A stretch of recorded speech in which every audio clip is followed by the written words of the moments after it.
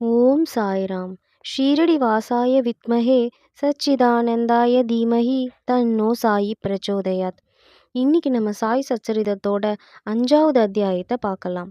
சாந்த் பாட்டீலின் கல்யாண கோஷ்டியுடன் பாபா திரும்புதல்.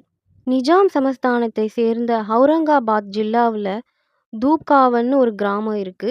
அந்த கிராமத்துல சாந்த் பாட்டீல்ன்ற ஒரு வசதியான முஸ்லீம் வாழ்ந்து வந்தாரு. அவர் அவுரங்காபாத்துக்கு போற வழியில ஒரு பெண் குதிரைய தொலைச்சிட்டாரு. அத தொலைச்சதுனால 2 மாதங்களாக கடும் முயற்சி செஞ்சு அத தேடிக்கிட்டு வந்தாரு. அவரோட தோள்ல சேணம், அதாவது சேணம்னா குதிரை மீது போடப்படும் தோல் இருக்கை. அத போட்டுக்கிட்டு தேடிக்கிட்டு இருந்தாரு 2 மாதங்களாக. அவர் எவ்வளவு தேடியுமே அவருக்கு அந்த குதிரைய பத்தி ஒரு சிறு தகவல் கூட கிடைக்கல. திரும்பி அவர் அவுரங்காபாத்துக்கு போகச்ச கிட்டத்தட்ட 72 கிலோமீட்டர் கடந்து வந்துட்டாரு. அப்படி கடந்து வந்துட்ட பிறகு அங்க ஒரு மாமரத்துக்கிட்ட வந்து நின்னாரு. அங்க பார்க்கச்ச ஒரு பக்கிரி உட்கார்ந்துருக்காரு. அந்த பக்கிரி தலையில குல்லா அணிந்திருக்காரு. கப்பினி எனும் நீண்ட ஆடைய தரித்திருக்காரு. அதுக்கப்புறம் அவரு ஒரு தாடி, குட்டையான ஒரு தாடிய வச்சிருந்தாரு. ஹக்கா குடிப்பதற்காக தயார் செய்து கொண்டிருந்தார். இந்த சாந்த் பாட்டீல் அந்த வழியா போறத கண்டு அந்த பக்ரி அவர்கிட்ட கூப்பிடுறாரு. நீங்க கொஞ்சம் இங்க ஓய்விடுங்க, புகைப்பிடிங்கன்னு சொல்றாரு. பிறகு அவர் தோல்ல இருக்கிற அந்த குதிரை மேல போடுற சேணம்னு சொல்லுவாங்க இல்லையா, அத பத்தி அந்த பக்கிரி கேட்குறாரு. இது என்ன நீங்க வச்சிருக்கீங்கன்னு சொல்லிட்டு. அதுக்கு சாந்த் பாட்டீல் சொல்றாரு, இது துளைந்து போன குதிரையோட மேல இருந்த சேணம். இத தான் நான் வச்சுக்கிட்டு இருக்கேன். உடனே அந்த பக்கிரி என்ன சொல்றாருன்னா, இங்க பக்கத்திலே ஒரு சோலை இருக்கு. அங்க போய் தேடி பாருங்கன்னு சொல்றாரு. அவர் அங்க போய் தேடி பார்த்தா, அங்க ஒரு பெரிய ஆச்சரியம். அவருடைய குதிரைய அங்கேயே பார்த்துட்டாரு. அவரு அத கண்டுபிடிச்சுட்டாரு.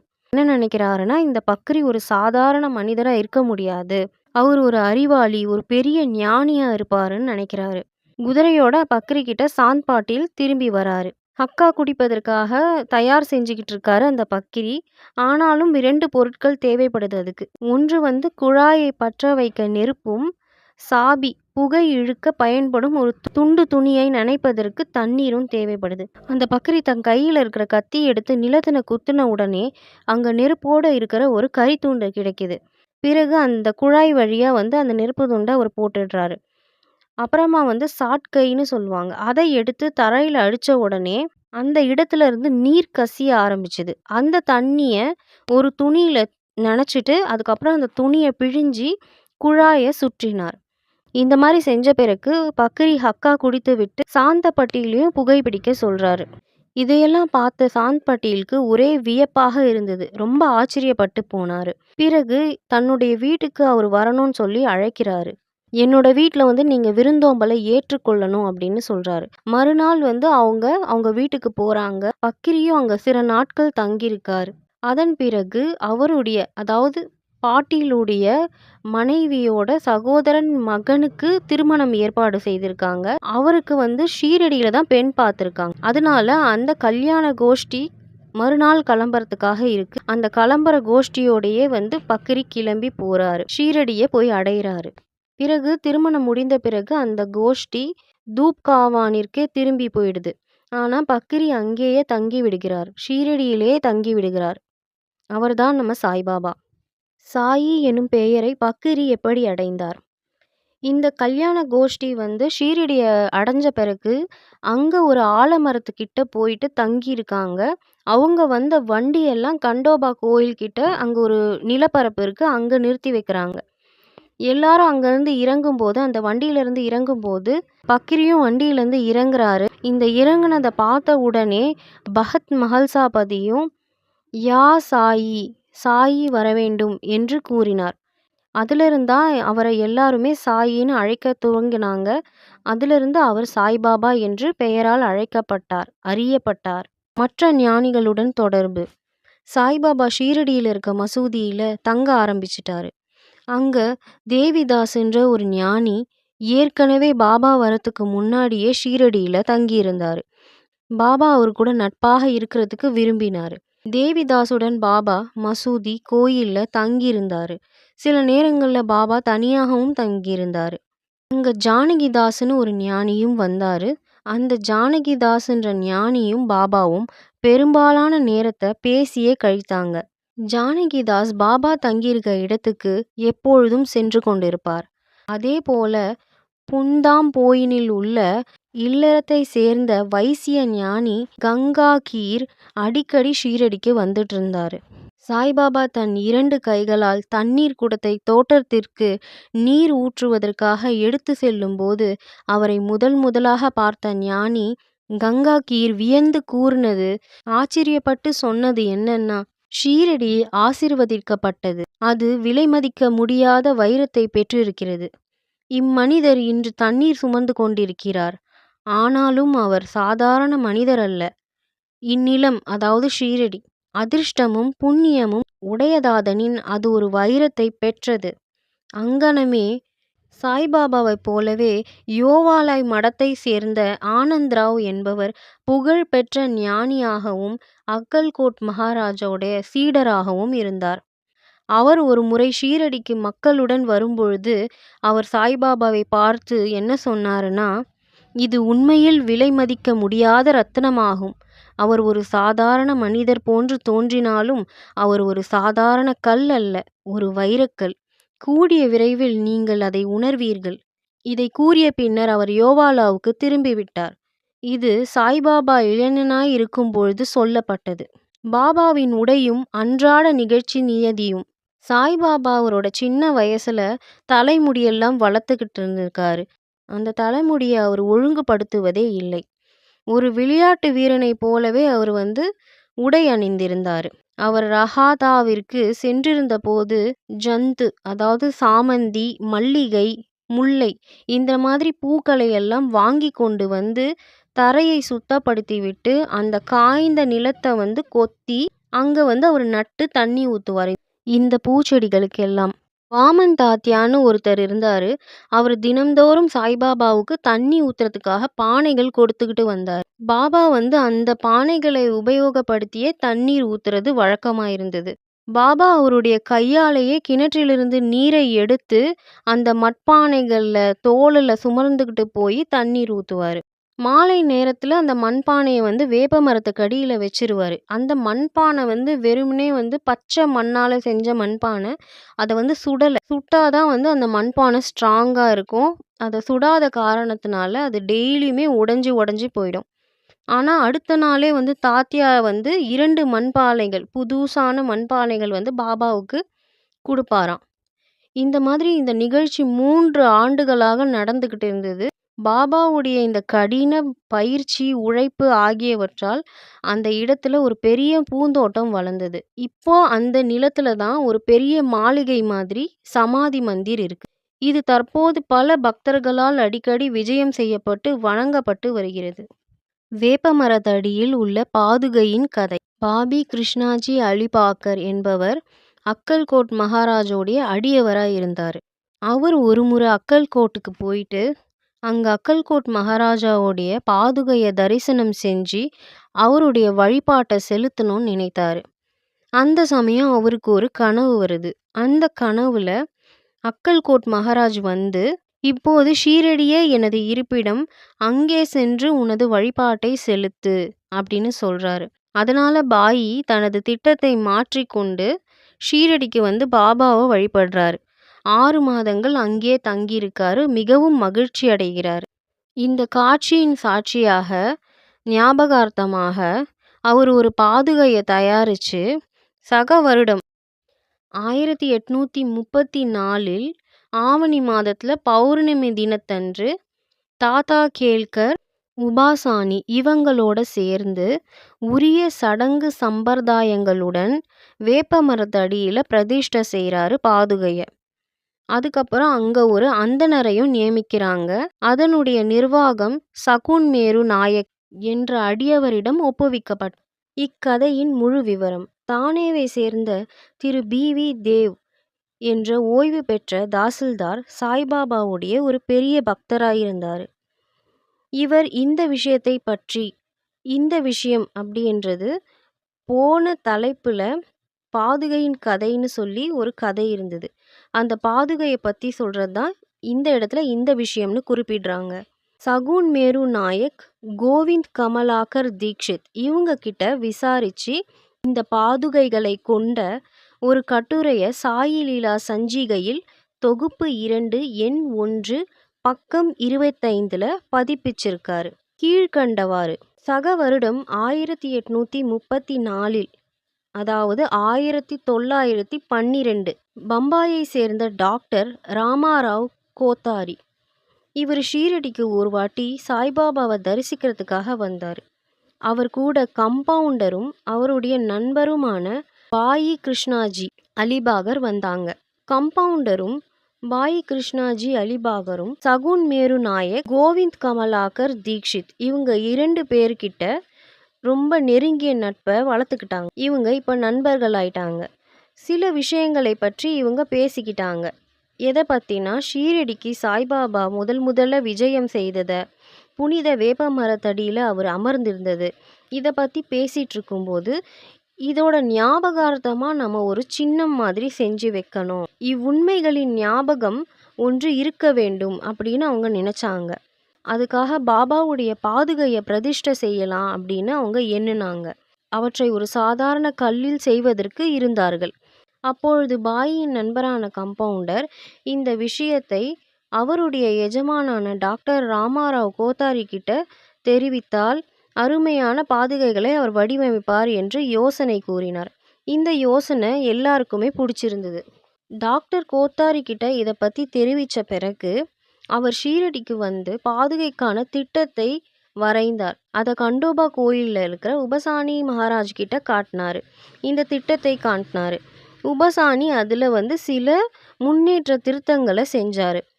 தாமர புஷ்பங்கள் அதில் செதுக்கணும்னு சொன்னார். சங்கு, சக்கரம், மனிதன் முதலியவற்றை வரைந்து வேப்ப மரத்தின் உயர்வை பற்றியும் பாபாவின் யோக சக்தியை பற்றியும் பின்வருமாறு ஸ்லோகத்தை அதில் பொறிக்கலாம் என்று யோசனை கூறினார். அந்த ஸ்லோகம் என்னன்னா, சதா நிம் வருஷஸ்ய மூலாதிவாசாத் ஸ்ருதாஸ்தாவினம் திக்தமப்யப்ரியந்தம் தரும் கல்ப விருக்ஷாதிகம் சதாயந்தம் நமாமீஸ்வரம் சத்குரும் சாயிநாதம். ஸ்லோகத்தின் பொருள் என்னன்னா, நான் சாயிநாத பிரபுவை வணங்குகிறேன். வேப்பமரம் கசப்பாகவும் இனிமையற்றதாகவும் இருப்பினும் அவரது நிரந்தர இருக்கையினால் அமிர்தத்தை கசிக்கிறது. கல்ப விருட்சத்தை விட சிறந்தது. அம்மரத்தின் கசிவு அமிர்தம் என்று அதன் குணப்படுத்தும் தன்மையால் அழைக்கப்படுகிறது. உபாசானி ஞானியோட யோசனையை ஏற்றுக்கொண்டு அது நிறைவேற்றப்பட்டது.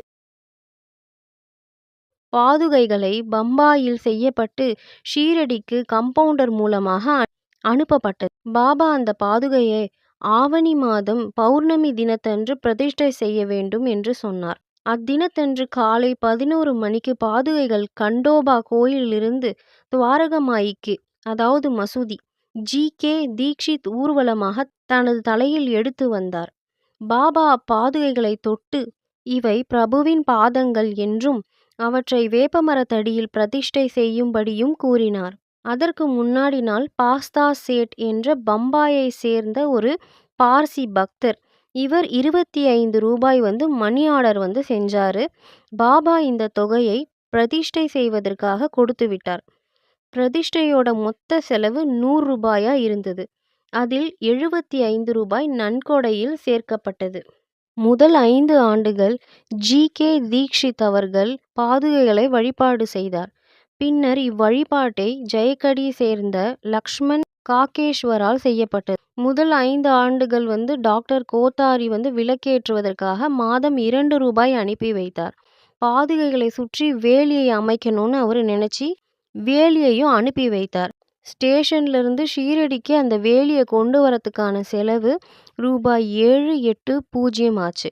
அந்த பாதுகைகளுக்கான கூரையை சகுன் மேரு நாயக்கினால் கொடுக்கப்பட்டது. தற்போது ஜெயக்கடி வழிபாட்டை செய்கிறார். சகுன் மேரு நாயக் நெய்வேத்தியம், மாலை விளக்கேற்றுதல் முதலியவற்றை செய்கிறார். பாயி கிருஷ்ணாஜி என்பவர் முதலில் அக்கல்கோட் மகாராஜின் அடியவரானார். சக வருடம் 1834 பாதுகைகளை பிரதிஷ்டை செய்யப்படும் சமயத்தில் அக்கல்கோட் போகும் வழியில் ஷீரடிக்கு வந்தார். பாபாவை தரிசனம் செய்த பிறகு அக்கல்கோட்டுக்கு போக விரும்பினார். அதற்காக பாபா கிட்ட அனுமதி கேட்டார். பாபா அதுக்கு, அக்கல்கோட்டில் என்ன இருக்கிறது? நீ ஏன் அங்கு போக வேண்டும்? அக்கல்கோட் மகாராஜா இங்கேயே என்னுடன் ஒன்றி இருக்கிறார் என்றார். இதைக் கேட்டு பாயி அக்கல்கோட்டுக்கு செல்லவில்லை. பாதுகைகளின் பிரதிஷ்டைக்கு பின் ஷீரடிக்கு அடிக்கடி வந்தார். ஹேமந்த் பந்துக்கு இந்த விவரம் தெரியாதென்று பி.வி. தேவ் முடிக்கிறார். அவர் அங்ஙனம் அறிந்திருப்பாராயின் அதை தன்னுடைய சச்சரிதத்தில் சேர்க்க தவறியிருக்க மாட்டார். முஹிதீன் தம்போலியுடன் மல்யுத்த பயிற்சியும் வாழ்க்கையில் மாற்றமும். பாபாவுடைய மற்ற கதைகளுக்கு நாம் திரும்புவோம். ஷீரடியில் முஹிதீன் தம்போலி என்பவர் மல்யுத்த வீரராக இருந்தார். பாபாவுக்கும் அவருக்கும் சில விஷயங்களில் உடன்பாடு இருப்பதில்லை. இவர் பாபா கூட ஒரு நாள் சண்டை போடும்போது, மல்யுத்தம் செய்யும்போது பாபா தோற்கடிக்கப்பட்டார். அதிலிருந்து பாபா தம்முடைய உடையை மாற்றிக்கொண்டார். வாழ்க்கை முறையையும் மாற்றிக்கொண்டார். தன்னுடைய மேலாடையாக கப்பினியை அணிந்தார். லங்கோடு இடுப்பு பட்டை அணிந்து தன் தலையில் ஒரு துணியை துண்டால் சுற்றி மூடிக்கொண்டார். பாபா அமர்வதற்காக ஒரு சாக்கு துணியையே பயன்படுத்தினார். அதேபோல படுக்கைக்கும் ஒரு சாக்கு துணியையே அவர் பயன்படுத்தினார். கிழிந்த கசங்கிய கந்தல் உடைகளை அணிவதிலேயே அவருக்கு திருப்தி இருந்தது. அவர் எப்பொழுதும் ஏழ்மை அரசுரிமையை விட நன்று, இறையாமையை விட மிக மிக நன்று, கடவுள் ஏழைகளின் நிரந்தர நண்பராவார் என்று கூறிக்கொண்டே இருப்பார். கங்காகீரும் மல்யுத்தம் செய்வதில் மிகவும் விருப்பம் உள்ளவராக இருந்தார். அவர் ஒரு வாட்டி மல்யுத்தம் செஞ்சுக்கிட்டு இருக்கச்ச அவருக்கு ஆசையற்ற ஒரு உணர்ச்சி ஏற்பட்டது. அந்த மாதிரி அவருக்கு ஏற்படும் போது ஒரு குரல் கேட்டது. அந்த குரல் என்ன சொல்லுதுன்னா, உன் உடம்பை துறந்து கடவுளுடன் நிரந்தரமாக ஈடுபடு. எனவே அவர் சம்சாரத்தை துறந்தார். அதாவது குடும்ப வாழ்க்கையை துறந்தார். கடவுளை நோக்கி திரும்பினார். புந்தாம்போக் அருகிலுள்ள ஒரு ஆற்றங்கரையில் ஒரு மடத்தை ஸ்தாபித்தார். சாய்பாபா மக்களிடம் அவ்வளவாக பேசுவதில்லை. அவரை யாராவது கேள்வி கேட்கும் போது மட்டுமே அவர் பதில் கூறுவார். காலை பொழுதுல அவர் வேப்பமரத்தடியில் உட்கார்ந்திருப்பார். சில சமயங்கள்ல கிராம எல்லையில் இருக்கிற ஒரு ஆலமரத்து நிழல்ல அமர்ந்திருப்பார். மாலை நேரங்கள்ல அவர் குறிக்கோள் எதுவுமின்றி நடப்பது வழக்கமாயிருந்தது. சில நேரங்கள்ல நீம்காவன் போவாரு. அங்கு திரையம்பக் டேங்லேயின் வீட்டுக்கு போவார். பாபாவுக்கு அவரை ரொம்ப பிடிச்சிருந்தது. பாபா சாஹேப்னு ஒருத்தர் இருந்தாரு. அவருடைய தம்பி பெயர் நானா சாஹேப். இந்த நானா சாஹேப்புக்கு 2 திருமணங்கள் ஆகியுமே குழந்தை எதுவும் இல்லாமல் இருந்தது. அப்பொழுது பாபா சாஹேப் தன்னுடைய தம்பியான நானா சாஹேப் கிட்ட சாய்பாபாவை போய் தரிசிக்கும்படி அனுப்பினார். சில காலத்துக்கு பிறகு அவருக்கு ஒரு குழந்தை பிறந்தது.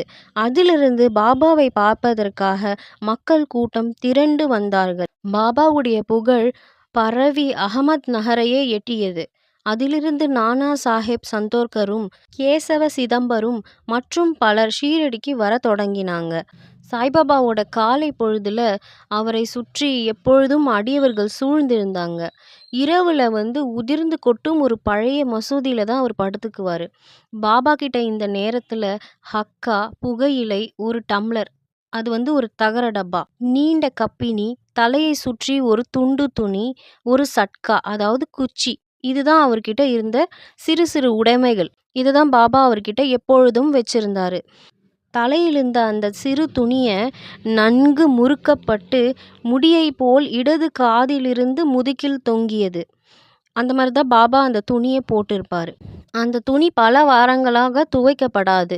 அவர் எந்தவித பூட்ஸோ காலணியோ அணியவில்லை. அவர் பெரும்பாலான நேரத்துல ஒரு கோணியையே உட்காரத்துக்காக பயன்படுத்திட்டு இருந்தாரு. ஒரு கௌபீனத்தை அவர் அணிந்திருந்தார். குளிர விரட்டுறதுக்காக எப்பொழுதும் துணி, அதாவது புனித நெருப்பு. முன்னால் இடது கையை மரக்கட்டையின் பிடியின் மீது வைத்தவாறு தெற்கு நோக்கி அமர்ந்திருந்தார். அந்த துணியில் அகங்காரம், ஆசைகள், எல்லாவித எண்ணங்கள் இது எல்லாத்தையும் காணிக்கையாக போட்டார். எப்பொழுதும் அல்லாஹ் மாலிக், கடவுளே ஒரே உரிமையாளர் என்று கூறுவார். பாபா இருந்த மசூதி வெறும் 2 அறைகளை கொண்டே இருந்தது. அங்கதான் எல்லா பக்தர்களும் அவரை தரிசிப்பாரு.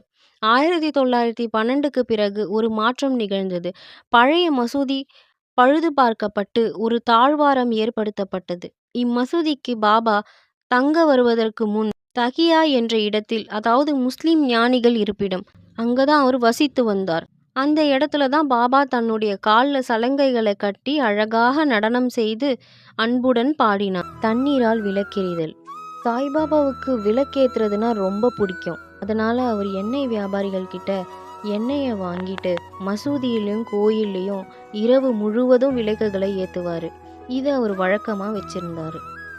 இது சில நாட்கள் அவர் செஞ்சுக்கிட்டும் இருந்தாரு. பின்பு இந்த எண்ணெய் வியாபாரிகள்லாம் ஒன்று கூடி இலவசமா நம்ம எதுக்கு எண்ணெய் கொடுக்கணும் அப்படின்னு சொல்லிட்டு இனிமே எண்ணெயை நம்ம கொடுக்க கூடாதுன்னு ஒரு முடிவு செஞ்சுட்டாங்க. வழக்கம் போல பாபா அவங்க கிட்ட போய் எண்ணெய் கேட்டிருக்காரு. அந்த டைம்ல அவங்க தீர்மானமா எண்ணெய் இல்லை அப்படின்னு சொல்லிட்டாங்க. இதை கேட்டு குழப்பம் அடைஞ்ச பாபா மசூதிக்கு திரும்பி வந்தாரு. காய்ந்த திரிகளை எடுத்து விளக்குலலாம் போட்டாரு. வணிகர்கள் இந்த சமயத்துல பாபா என்ன செய்யறாருன்னு பாக்குறதுக்காக அங்க வந்திருந்தாங்க, மசூதிக்கு வந்திருந்தாங்க. பாபா மிக கொஞ்சம் சிறு துளிகள் மட்டுமே எண்ணெய் இருந்த ஒரு தகர குவளையை எடுத்தாரு. தண்ணீரை அதுல ஊற்றி குடிச்சாரு. இந்த விதமாக அதை நிவேதனம் செய்த பிறகு தகர டப்பாவில் தண்ணீரை மறுபடியும் எடுத்து எல்லா விளக்குகளிலும் அதனை நிரப்பி கொளுத்தினார். விளக்குகள் ரொம்ப அழகாக எரிஞ்சது. வணிகர்களுக்கு ஆச்சரியத்தையும் பயத்தையும் தரது போலவே அந்த விளக்குகள் எரிஞ்சது. அந்த விளக்குகள் ரொம்ப அழகா இரவு முழுவதும் எரிஞ்சுக்கிட்டு இருந்தது. வணிகர்கள் தாங்கள் செய்த செயல்களை மனம் வருந்தி பாபாவிடம் மன்னிப்பு கேட்டுக்கொண்டார்கள். பாபா அவர்களை மன்னித்து எதிர்காலத்தில் அதிக உண்மை உள்ளவர்களாக இருக்கும்படி கேட்டுக்கொண்டார். பாபாவுடைய பெருமை எவ்வளவு பெரிதாக இருந்தா அவரால் தண்ணீரால மட்டுமே விளக்கை ஏற்றிருக்க முடியும். போலி குரு ஜவஹர் அலி. இதுக்கு முன்னாடி இருந்த தலைப்புல நம்ம மல்யுத்த கதையை பார்த்திருப்போம். அந்த மல்யுத்தம் நடந்து 5 ஆண்டுகளுக்கு அப்புறமா ஜவஹர் அலி என்னும் பெயருடைய ஒருத்தர் தன்னுடைய சீடர்களுடன் அகமதா நகரிலிருந்து ரஹதா என்னும் ஊருக்கு வந்தாரு.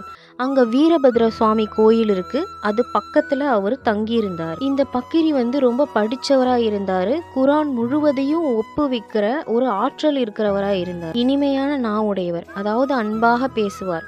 கிராமத்தை சேர்ந்த பல மதப்பற்று பக்தியுடன் உடைய மக்கள்லாம் அவர்கிட்ட மரியாதை செய்ய தொடங்கினாங்க. அந்த கிராம மக்களோட உதவியோட வீரபத்ரர் கோயில் பக்கத்திலேயே ஈக்தா, அதாவது ஈக் தினத்தன்று முகமதியர் தொழும் இடத்தின் முன்புள்ள சுவர், இதை கட்டுறதுக்காக அவர் தொடங்கினாரு. இந்த விஷயம் ஊருக்குள்ள தெரிஞ்ச உடனே ஒரு சர்ச்சை ஆயிடுச்சு. அதனால ஜவஹர் அலி ரஹதாவை விட்டு புறப்பட்டு போக வேண்டியதாயிற்று. பிறகு அவர் ஷீரடிக்கு பாபாவோட மசூதியில தங்கி இருந்தாரு. அவருடைய இனிமையான வாக்குகளால் மக்களை கவர்ந்தார். பாபாவை தன்னுடைய சீடர் அப்படின்னு அவர் சொல்ல தொடங்கினார். பாபா அதை மறுக்கவில்லை. அவரின் சீடராகவே இருக்க சம்மதித்தார். குரு சீடர் இருவரும், குரு அதாவது ஜவஹர் அலி சாய்பாபாவை சீடர்னு அவர் சொல்றாரு. அந்த மதிப்பை அவர் தெரிஞ்சுக்கவே இல்லை. சாய்பாபாவோட மதிப்பை அவர் அறிஞ்சிருக்கவே இல்லை. ஆனா சீடருக்கு தெரியும் குருவோட குற்றங்களை பத்தி. எனினும் அவர் அதை மதிக்காமல் இருந்தார். பாபா தமது கடமைகளை கவனத்துடன் ஆற்றி கொண்டு வந்தார்.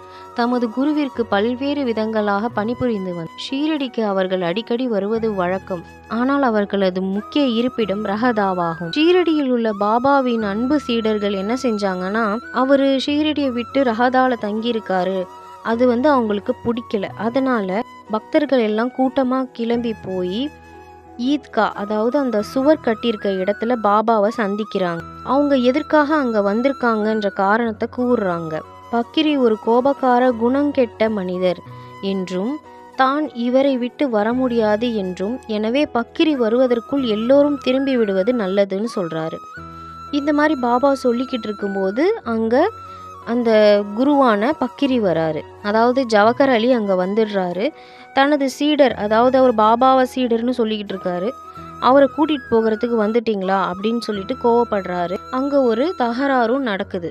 முடிவில் குரு சீடர் இருவருமே ஷீரடிக்கு திரும்பி போக தீர்மானிக்கப்படுது. எனவே அவர்கள் ஷீரடிக்கு திரும்பி வசிக்க தொடங்குறாங்க. சில நாட்களுக்கு பிறகு குருவாக சொல்லப்படுற அந்த ஜவஹர் அலியை தேவிதாசர் அப்படின்ற ஒரு ஞானி சோதிக்கிறாரு. அவர் சோதிக்கும் போது அவர் முழுமை பெறவில்லை. அவருக்கு அது தேவைப்படுவதுன்றது தெரிய வருது.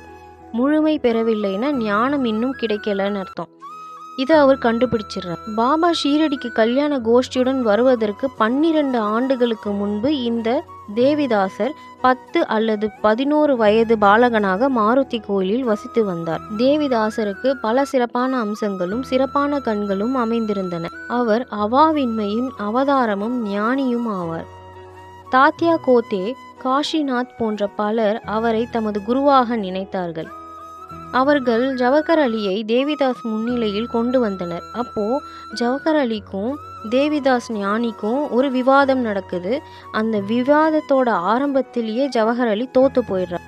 அதனால அவர் ஷீரடியை விட்டு பீஜ்பூர் என்ற இடத்துக்கு போய் தங்குறாரு. பல ஆண்டுகளுக்கு பிறகு ஷீரடிக்கு திரும்பி வந்து சாய்பாபா முன்னர் விழுந்து வணங்கினார். அவர் குரு என்றும் சாய்பாபா சீடர் என்றும் சொல்லப்பட்ட கதைகள் முடிவுக்கு வந்தது. அவர் தன் குற்றத்திற்காக வருத்தப்பட்டிருக்கையில் சாய்பாபா அவரை மரியாதையுடன் நடத்தினார். இந்த விஷயத்திலிருந்து நமக்கு என்ன தெரியுதுன்னா, ஒரு ஒழுக்கம், உண்மையான ஒழுக்கத்தால சாய்பாபா ஒருத்தருடைய அகங்காரத்தை களைஞ்சி சீடனான கடமைகளை ஒழுங்காக செய்து உயர்ந்த பதவி, அதாவது தன்னை உணர்தல் அடைவது என்பதை காட்டியுள்ளார். ஜவஹர் அலிக்கு காட்டியுள்ளார். இக்கதை மஹல்சாபதி, அதாவது சாய்பாபாவுடைய ஒரு பெருந்தகை அடியவராயிருந்தாரு. இவரால கூறப்பட்டிருக்கிறது. அடுத்த அத்தியாயத்தில் ராமநவமி திருவிழா, மசூதியின் முந்தைய நிலை, அதன் பழுதுபார்ப்பு ஆகியவற்றை காண்போம். இத்துடன் இந்த 5வது அத்தியாயம் நிறைவடைகிறது. உங்களுக்கு இந்த வீடியோ பிடிச்சிருந்ததுன்னா லைக் பண்ணுங்க, ஷேர் பண்ணுங்க, கமெண்ட் பண்ணுங்க, சப்ஸ்கிரைப் பண்ணுங்க. ஓம் சாய்ராம். சாயியை பணிக, அனைவருக்கும் சாந்தி நிலவட்டும். ஓம் சாய்ராம்.